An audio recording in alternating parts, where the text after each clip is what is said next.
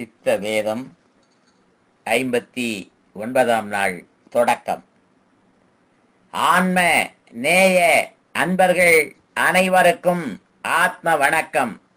வேலூர் சித்த வித்தை தவ மையத்தின் சார்பில் நம்முடைய ஞானபிதா ஜெகத்சோதி சுவாமி சிவானந்த பரமஹம்சர் அவர்கள் உலக மக்கள் நலன் கருதி உருவாக்கிய சித்த வேத தத்துவத்தை உங்களின் செவிகளுக்கும் சிந்தனைக்கும் பயன் தரும் வகையில் தினம் தினம் வழங்கப்படுகிறது.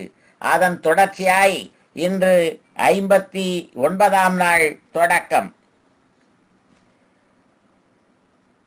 ஈஸ்வர சேவை செய்யாதவர்களை இந்துக்கள் என்று சொல்ல இடமுண்டோ? சொல்ல இடமில்லை. ஆனால் உலகத்தில் நானா மதங்கள் உண்டென்று சொல்வது பைத்தியக்காரத்தனமாகும். ஏனென்றால் மதங்கள் முதலியது யாதொன்றுமில்லை. அப்படி உண்டென்று சொன்னால் தானே ஒரு மதமல்லாமல் வேறு மதமில்லை. அந்த ஒரே மதத்திற்காகும் ஈஸ்வர மதம் என்று பெயர். அதனால் உலகத்தில் ஈஸ்வர மதமான ஏக மதம் அல்லாமல் வேறே மதம் இல்லை. இந்து மதம் என்பது இன்னு மதமாகும். இன்னு அதாவது இந்து என்பது சந்திரனாகும். மதம் என்பது ஸ்தாபனமாகும். எதையாகும் ஸ்தாபிக்க வேண்டியதென்றால் சந்திரனையாகும். சந்திரன் என்பது மனமாகும். அந்த மனமாகின்ற சந்திரனை ஈஸ்வரனாயிருக்கிற ஜீவனில் ஸ்தாபிப்பது, அதாவது நிறுத்துவது இந்து மதம். இவ்விதம் யாரொருவர் செய்கிறாரோ அவர் இந்து மதஸ்தராகும். அவ்விதம் அல்லாதவர் இந்து மதக்காரராகும், புத்த மதக்காரராகும், கிறிஸ்துவ மதக்காரராகும், முகமதிய மதக்காரராகும் என்று அபிமானிக்கிறதல்லாமல் மதத்தை பற்றிய யாதொரு அறிவும் உள்ளவர் அல்ல, யாதொரு மதஸ்தரும் அல்ல.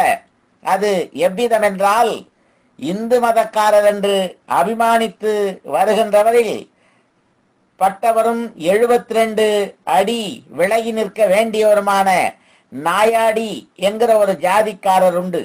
அவருக்கு பொது ரஸ்தாவிலும் மற்றும் நடக்க விடாமல் மேல் பிரகாரம் தூர நிறுத்தி கஷ்டப்படுத்தி சர்க்கார் பாதையில் கூட நடக்க முடியாமல் வந்ததன் நிமித்தம் முகமது மதஸ்தர்கள் என்று அபிமானித்து வருகிறவருடன் சேர்ந்து பல கைத்தொழில்கள் செய்து உபஜீவனம் செய்து வருவதும் அவர் முகமதியர்கள் என்று அபிமானித்து வருகிறதும் செய்கிறார்கள்.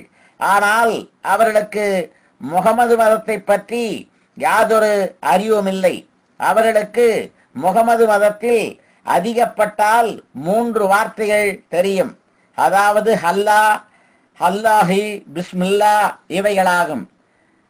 இந்த வார்த்தைகளினுடைய பொருள்களாகட்டும், முகமது மதத்தை பற்றிய யாதொரு தத்துவத்தை ஆகட்டும் அறியாமல் மேல் சொன்ன வார்த்தைகளை மட்டும் உச்சரித்து கொண்டு நான் முகமதியனாகும் என்று அபிமானித்து நடக்கிறார்கள்.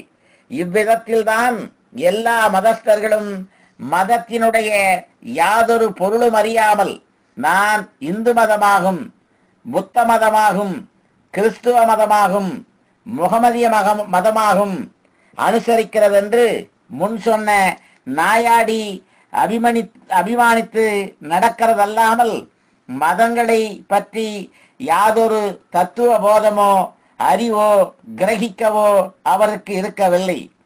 உண்மையில் ஆலோசித்தால் இவ்வகை யாதொரு மதமும் இல்லாததாகும். எல்லாம் மேல் சொன்ன ஈஸ்வர மதமாகும். அவ்விதமுள்ள ஈஸ்வர மதத்தை அறியாமல் இருந்த ஒரு காலத்தில் புத்தர் என்கிற ஒரு மகான் உண்டாகியும் அவர் ஈஸ்வர மதத்தினுடைய தத்துவத்தை கிரகித்து ஈஸ்வர விசாரணை செய்ய வேண்டியதற்குள்ள உண்மை மார்க்கத்தை ஸ்தாபிக்கவும் செய்தார். அதற்கு அந்த மகான் ஒரு புரோகிதராக இருந்தார். புரோகிதராகிய புத்தர் என்கிற மகான் ஸ்தாபித்ததின் நிமித்தம் அதற்கு அவருடைய பெயரை அனுசரித்து புத்த மதம் என்று பெயர் உண்டாயிற்று. அம்மகான் ஸ்தாபித்துள்ளது ஈஸ்வர மதமாகும், புத்த மதம் அல்ல. அம்மகானுடைய பெயர் புத்தர் என்பதாய் இருந்தது கொண்டும் இப்பொழுது அதற்கு புத்த மதம் என்று சொல்லி வருகிறது.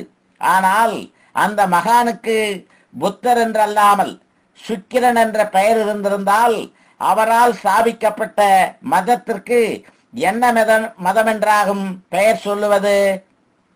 சுக்கிர மதம் என்றாகும். அப்பொழுது புத்த மதம் என்கிற ஒரு மதம் உண்டாகுமோ? இல்லை. இதே பிரகாரத்தில் தான் ஒரு காலத்தில் கிறிஸ்து என்கிற ஒரு மகான் உண்டாகியும் இன்னொரு காலத்தில் முகமது என்கிற ஒரு மகான் உண்டாகியும் அவர்களும் ஈஸ்வர விசாரணை செய்ய வேண்டியதற்குள்ள நியாயமான ஒரே மார்க்கத்தை ஸ்தாபித்தார்கள். அதுவும் மேல் சொன்ன ஈஸ்வர மதமாகவே இருந்தது. அவ்விதம் ஈஸ்வர மதத்தை ஸ்தாபிப்பதற்கு மேல் சொன்ன மகான்கள் ஓரோர் புரோகிதராய் தீர்ந்தார்கள்.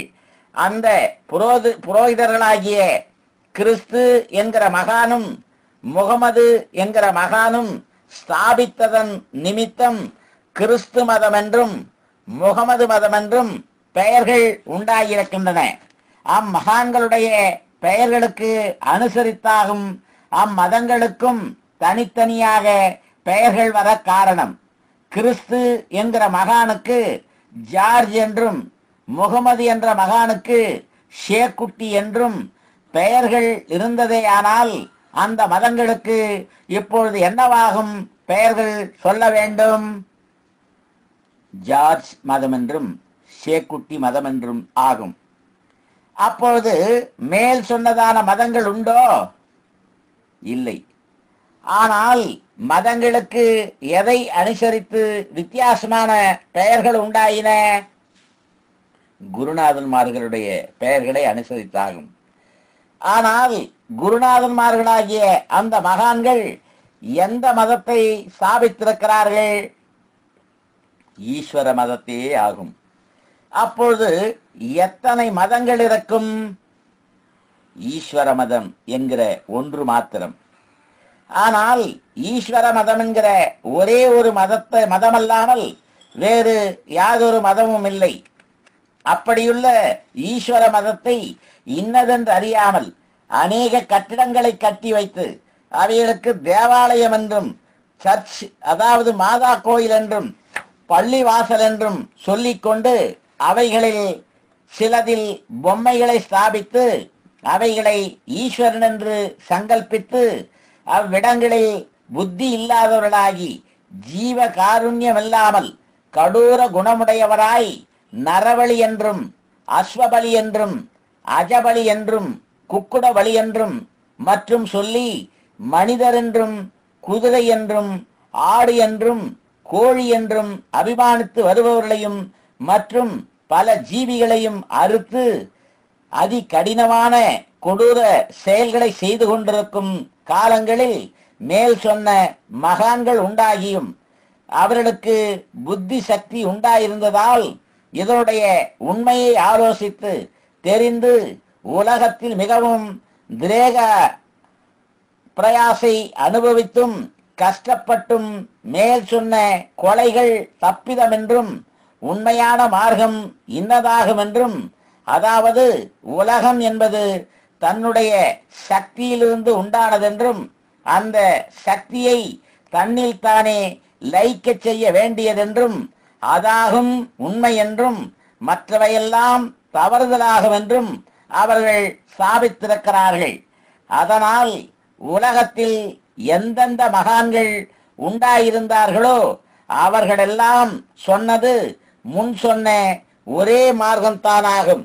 அந்த மார்க்கத்தையாகும் இப்பொழுது நாம் உமக்கு காண்பித்து கொடுத்திருப்பதாகும். இதாகும் உண்மை. அத்தியாயம் 20 முற்றிற்று. அத்தியாயம் 21 தொடக்கம். சுவாமி பிரம்மோபதேசமாகும் மோட்சம் கிடைப்பதற்கு வேண்டுமென்றும் அது மகா வாக்கியங்களாகிய சதுர் வாக்கியங்கள் அதாவது 4 சொற்கள் என்றும் உலகத்தில் சொல்லி வருகிறார்கள். 4ஆம் அத்தியாயத்தில் இதை கண்டிக்கவும், அதாவது மறுக்கவும் செய்திருக்கிறீர்கள் அல்லவா? ஆனால் சதுர்வாக்கியங்களுடைய உண்மை என்னவென்று அருள் புரிய கேட்டுக்கொள்கிறேன். சதுர் வாக்கியங்கள் என்பது என்னென்னவாகும்? நன்று. நாளைக்கு தொடர்வோமா? ஆத்ம வணக்கம்.